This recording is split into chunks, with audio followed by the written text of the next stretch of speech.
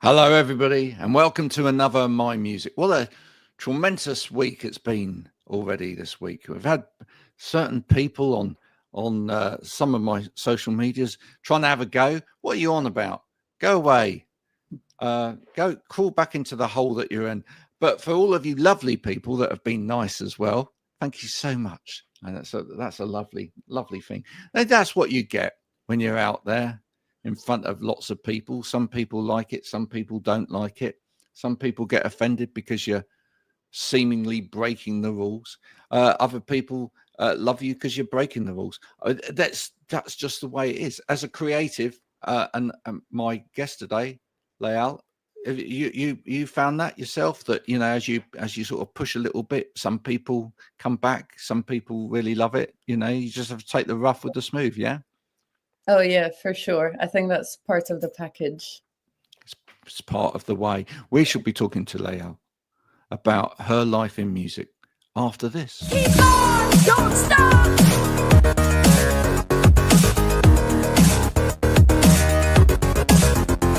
Keep on, don't stop.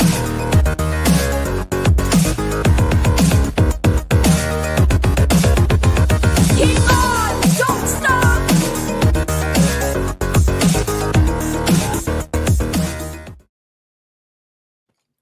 So thank you so much for coming. And you're coming from London? Yes, I am. Yeah. Which borough? Hackney. Hackney, innit? Lovely. Oh, where's your favourite place to go out for an evening in Hackney? Oh, place. I definitely love the ones with the rooftop. Like, Yeah. my favorite place is Mare Street Market because it's just so nice to go to at any time, whether it's busy or not. And like next to it, there's Nettle House, and definitely love pub on the Clapton Heart, which is really close to my house. That's probably my favorite pub here. Nice. Do you like a bit of street food? Yeah, it's nice to go around the markets and get some. Yeah. Yeah. It's where you get proper nosh, isn't it? Really? Yeah. Yeah, I just walking through it and walking around is Getting the smell of it, getting the sights, the sounds, the little sizzles. Yeah. Yeah. Do you you? get What about music? Are you someone that, as you sort of like wander through that vibrance and all of that diversity, etc., do you like picking up on the little sounds and the little sort of nuances of all the different culture? And does that, because your music seems to be quite cross-cultural? Yeah, I mean, I definitely leave the doors open because you never know where inspiration is going to come from. So I really love observing people and observing just my surroundings. So I'll just go sit in London Fields on a bench and just watch everyone with their kids, everyone walking by, and just kind of absorb that everyone has their own lives and experiences different stuff. And you really never know where it comes from, where you could see something that could trigger a thought that may not even be related, but then that triggers that, oh, I should talk about this, or I would really love to go deeper into this and write about it or something. So I'm always very open to inspiration coming to me. Cool. I when I happened upon your music, I liked it instantly because to me it's got a real vibe to it. That's great. That's the whole point. Yeah, exactly. How would you define your vibe? What's the vibe you're trying to put out there? I always say it's very mystical and eclectic and thought-provoking. I totally 100% agree with that. Yeah. Then I'm going the right way. Your job here is done. Well, your job here has started. Now you've got to continue it. Yeah. Where does that come from within you? Why?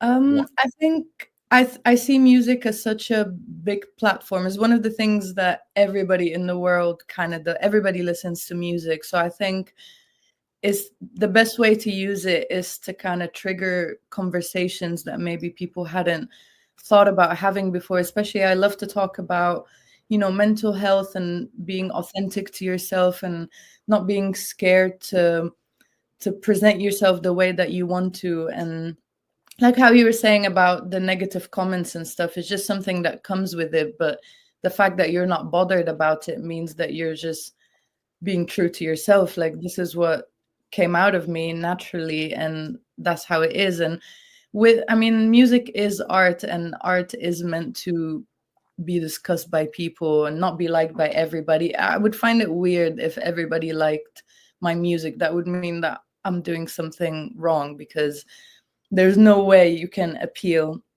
to such a big audience. So I think it's normal to have people who don't like it, people who doesn't resonate with them, which is completely fine. There's an audience for every genre, which I notice. So maybe depends on how you practice music as well, how you listen to it. If you just want something in the background, then fair enough, I get it. If you want something where you can delve into it a little bit and immerse yourself, then that's great too.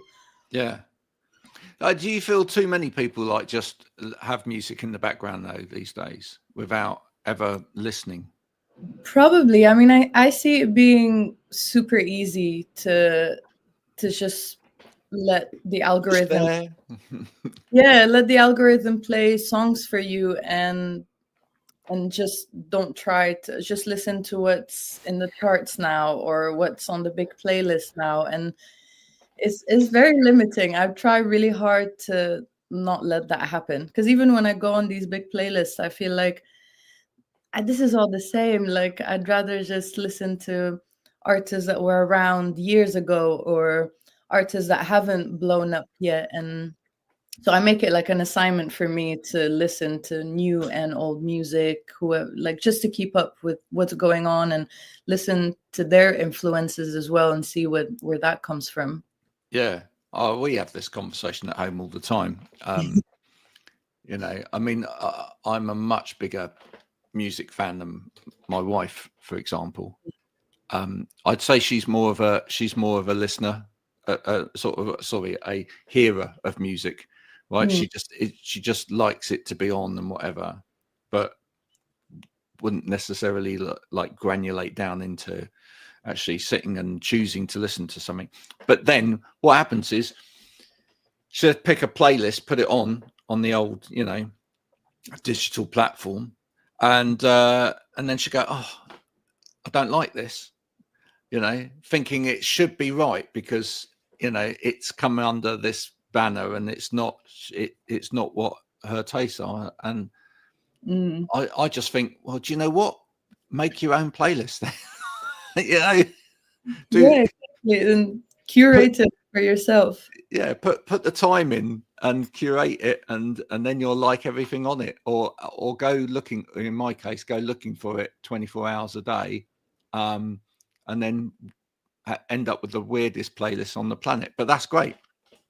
Yeah, I think if you just want to hear music, then you will definitely gravitate towards songs that maybe the chorus jumps in exactly at the perfect moment. There's a hook here and a hook there. It's easy to sing along to, so you can instantly participate in, singing and listening to the song, which is completely fair. I mean, we need people like this, because they're the people who get songs to the charts, because they'll keep listening to it and they'll just really enjoy it that way. Yeah. I think we're like everything else in life these days. We're surrounded by so much of it, True. Yeah, That's very like true.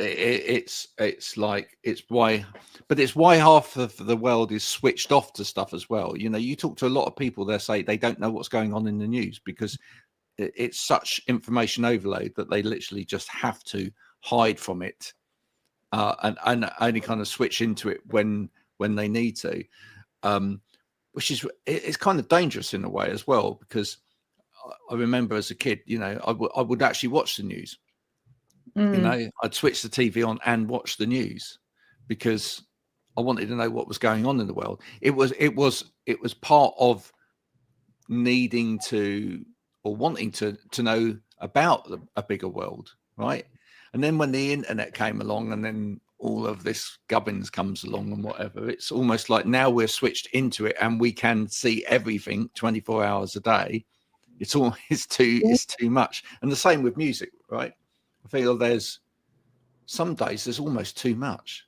It's a lot being fed into you at the same. We don't have that same consent anymore. Like how you said, I will go and turn on the TV and I will choose to look at the news, not I will just be on my phone and everything will start to pop at me and I'll have to, read about it when I wasn't really in that mindset. And it's the same with music. There's so much being fed to us that we're not even taking the time to process someone puts out a song and then immediately they'll stop talking about it and move on to another song. And it's like, no, we need to live with the music for a little bit longer and, enjoy it. What's the rush in if you don't release in like 6 weeks, then you're not following a correct strategy or you're not going to get to the top 10 or something. But then your music doesn't become timeless then if that happens.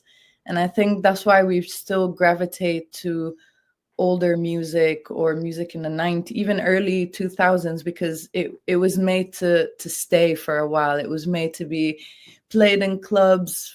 Every time you go to the club, you expect to listen to that song. And it takes time to create a little community or a little world around a song. That's why I think people, I don't know, we're being given too many albums, too many songs, and we need to take time to live with it for a little bit.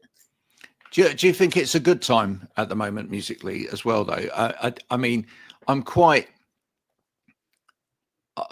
actually quite pleased that we're starting to see songs popping through that have got real meaning to them and actually are in the song itself dealing with the content of the song. And by that I mean, you mentioned like mental health, right? I think for a while we've been living with a lot of songs that like name check mental health, but the song either feels like it does anything for somebody with mental health issues or really kind of stirs anything for somebody, emotively. And it's almost like, well, we'll just stick it in there because it's like a topic. And then I feel like we're beginning to get back with that. And I think, I know she, to some extent, has been levied at as being an industry plant. But I feel with songs like Lola Young's Messy, I feel like it's actually a great door opener to, this is a song that's actually getting people emotionally connected again to the subject matter. The whole thing works together. Do you feel like it's a good time for that? Yeah, I definitely think things go in phases. So you'll go to a phase where you just don't really want to think too much about what's going on. You just need, very superficial music. And then people will kind of relapse and start to go back to, no, we want to go back to our roots. We want to continue being original. We want to be authentic. And I think we're definitely going back to that phase. And it helps a lot that people are noticing that on social media as well, that people are starting to crave more, long form content, more meaningful content instead of just, very generic things. 5-second dopamine hit. Yeah, exactly. So I think we're having like withdrawal symptoms and we're moving back to appreciating the details. And that's why I think always stick to what you want to do, because at some point we'll come back around and people will champion you for it. And because you've been doing it, you believed in it, and you were doing it for a long time. Yeah. When I listen to your music, I feel like there's a place for each song as well. In your head, is there a place for each song? Do you know what I mean? Is there almost like a physical embodiment of where that song comes from?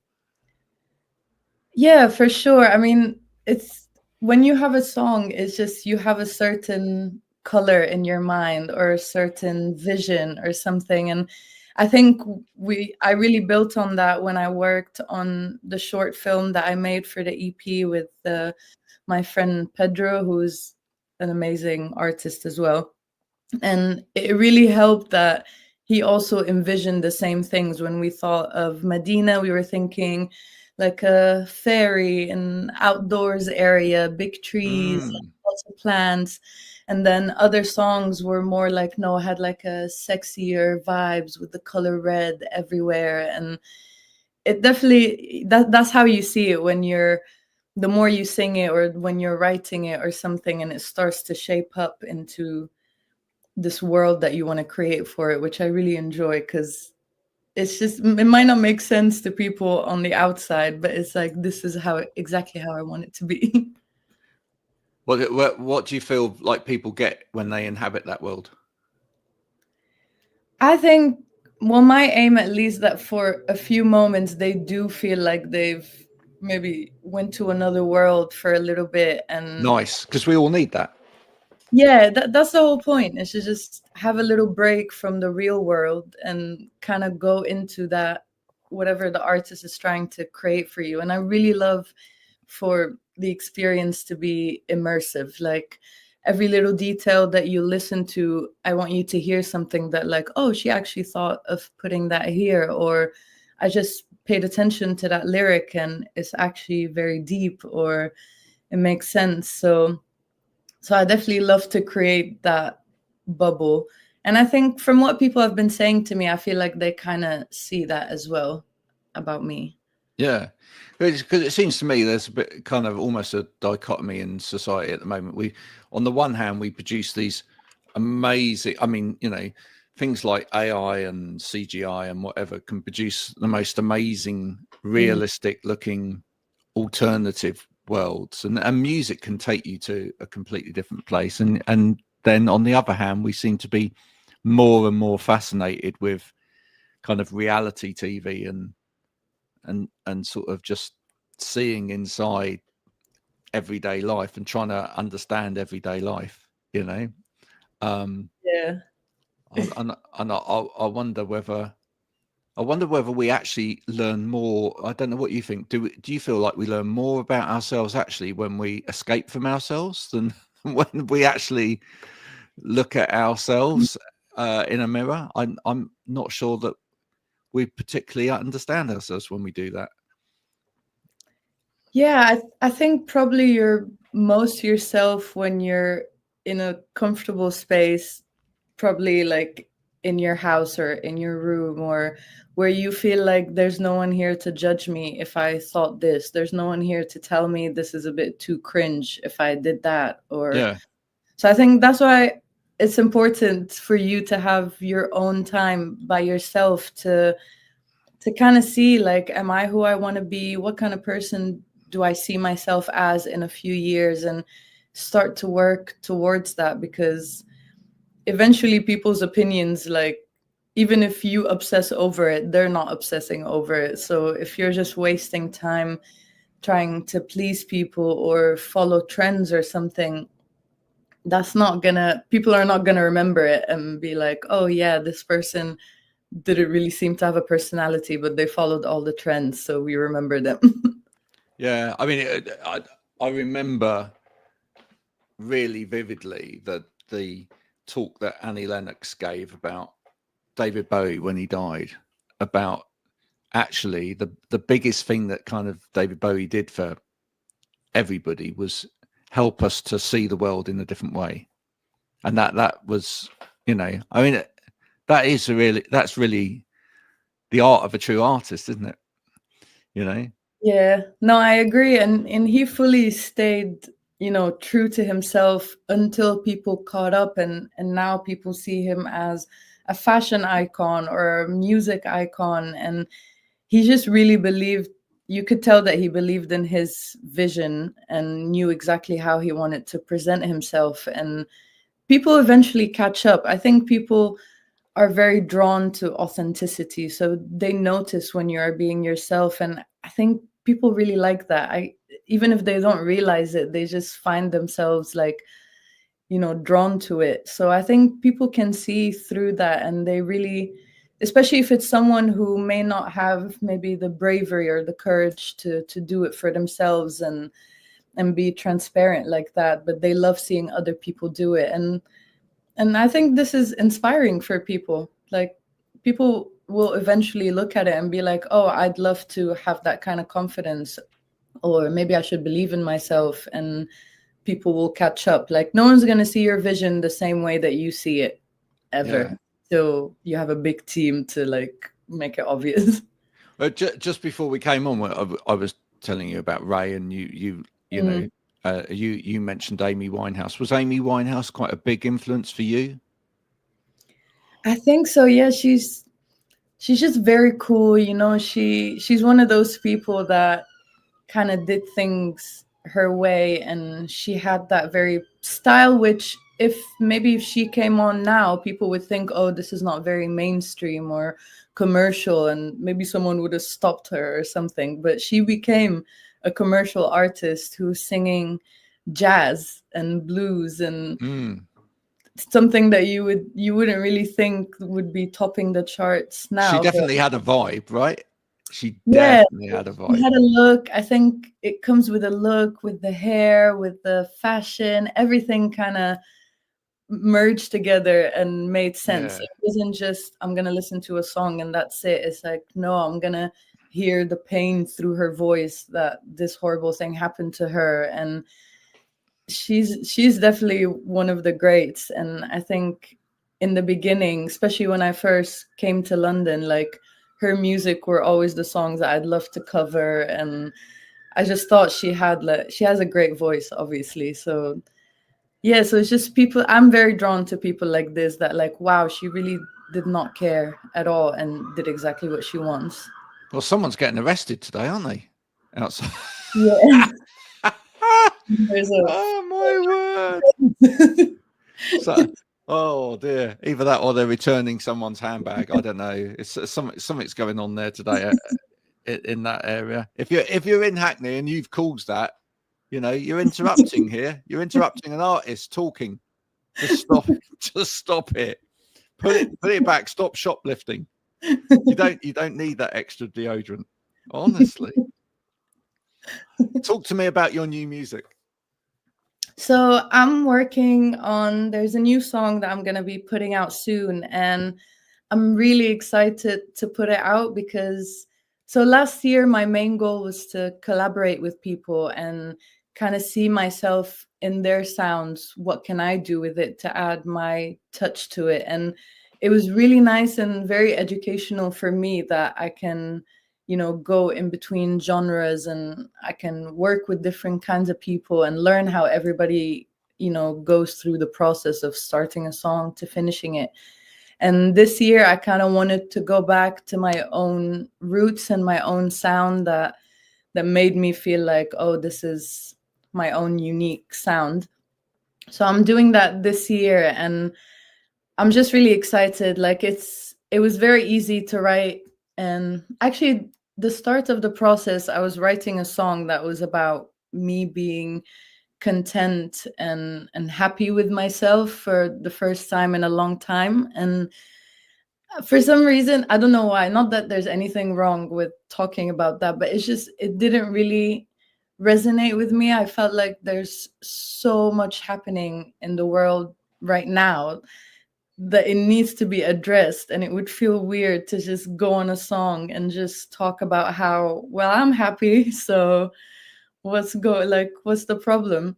But I felt like I should address, you know, the bigger topics. So it kind of talks about the kind of world that we live in now, and how, especially me being a woman in this world, what that means for me. Like, is that system actually working for me? Is it pushing me to be the best person that I can be? And how can I get out of that constant fight between, you know, me wanting to achieve something and then forgetting that just by appearance, I already eliminate a few opportunities for myself. And it kind of hit me in a way that I know that I'm a woman. It's just hit me in a way that I'm going to be seen as this forever, that it's not going to get to a point and someone's going to be like, oh, you made it, we respect you more now. It's just, a constant thing, and how to navigate it, especially now with all the tragedies that are happening in the world, that it's just it was written so much quicker, to be honest, because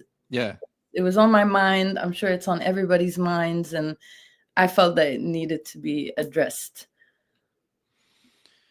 I think we all hit that in different ways in life at some point, you know.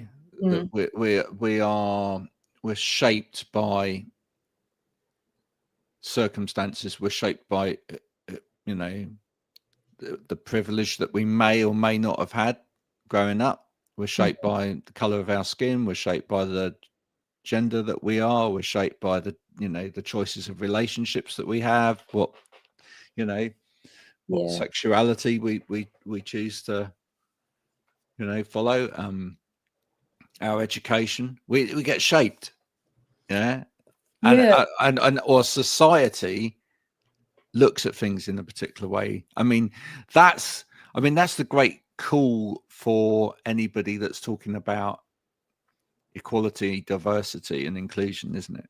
Which is that we stop shaping. But then even that's really hard, because you almost feel like, as you center on, you know, the need of one group, are you excluding another group? Because you say, oh, right, we need to celebrate this group, but are you then excluding that other group? It's really hard, you know, and you can't not celebrate certain groups, because certain groups have been downtrodden and mistreated, and, you know. It's definitely hard. That's why I always try not to. Massive subject, my friend. Yes, I brought it in the last few minutes. You know, but that's why I think you can't generalize or anything. Just because you had a bad experience with one person doesn't mean that everybody similar to that person is the same, and vice versa. I think that's why it's just more important to give yourself the chance to just connect with people. If you like them, you like them. If you don't, that is okay as well. But not to, because that makes it, you stop thinking of people as people when you just put everyone in a box or a percentage or a number. It's actually where I started this broadcast, isn't it? Really, I was saying that, you know, and ultimately, I mean, I wrote about it first thing this morning because I was still feeling quite hurt after yesterday, and I wrote about it, and I said, look, you know, doesn't communication solve most things? Because it does. Ultimately, I think that's what it comes down to.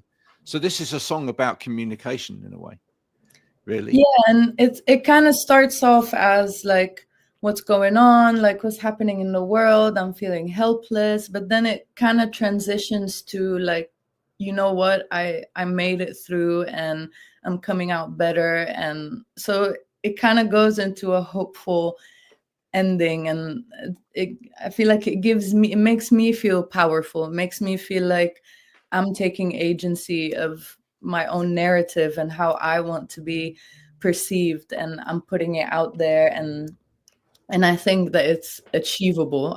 That I don't want to let certain things stop me, but instead I feel like, no, I can achieve it and make it happen. To me, it's one of the things that I see almost as a responsibility of a songwriter, in the same way as I see that as a responsibility as a copywriter, is that I need to start dialogues. I need to start conversations. I need to start people thinking about things that they're perhaps not thinking about. Because only when we open up conversation do we get a bit closer to the truth, right? I mean, the big problem is you will get treated a certain way by society unless society talks about it, you know? Yeah, exactly. And there's so many things that we can't even control because we've grown up thinking that way, or seeing something that way, or so it is hard to unlearn certain things and learn new things, but like what you were saying, like talking about it, definitely, because even though we're so many people and we're all so different, especially in the last few years, we kind of have been going through, you know, a collective experience together. So in a way, everyone is kind of feeling the same way. Everyone is feeling burnt out. Everyone is feeling exhausted. And so why not talk about it? Why should you hold it in and assume like, oh, they're not going to understand me, or everyone seems so happy? I think you can just be able to talk about it and express it. Not that they're going to solve anything for you, but it's just, it makes you connect even more, to bond over the fact that you are feeling the same way and going through the same thing. Cool. Do you want to tell us what it's called? It's called Feed Your Soul, and it's a mix with Arabic. Makes perfect sense, doesn't it? Yeah, so it's just about freeing yourself and pouring it back into yourself. Yeah, absolutely. Oh, yeah. Wish you all the best for Feed Your Soul.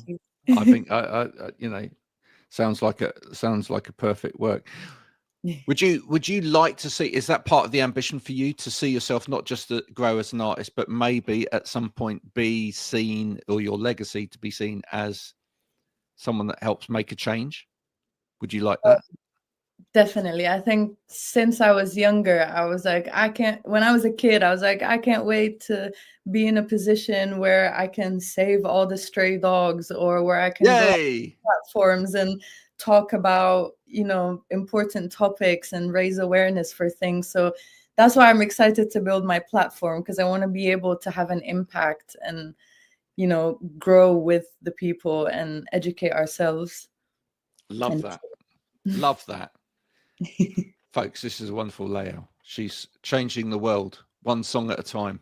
And we're looking forward to her feeding all of your souls soon, as you add it to your playlist and curate it yourself, because you can do that, you know. What a wonderful thing. Thanks for joining me today. Thank you so much. This was a great conversation. I hope when you walk outside your door, there's not a million police dogs there with or whatever. I'm sure it sounds like they've moved on past now, which is good. Yeah.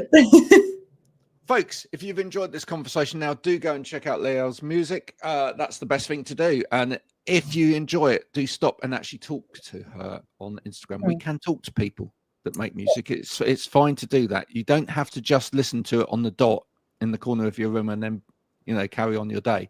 Stop and actually, you know, say thank you for a start, you know. And if you see her in the street, buy her a cup of whatever she drinks, coffee or tea or whatever, and you know, or buy her a sandwich, you know, because everybody appreciates that.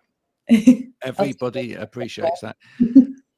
We will be back soon with more My Music. Until then, from me and Layal, have a great day, whatever it is you're doing out there. Bye for now.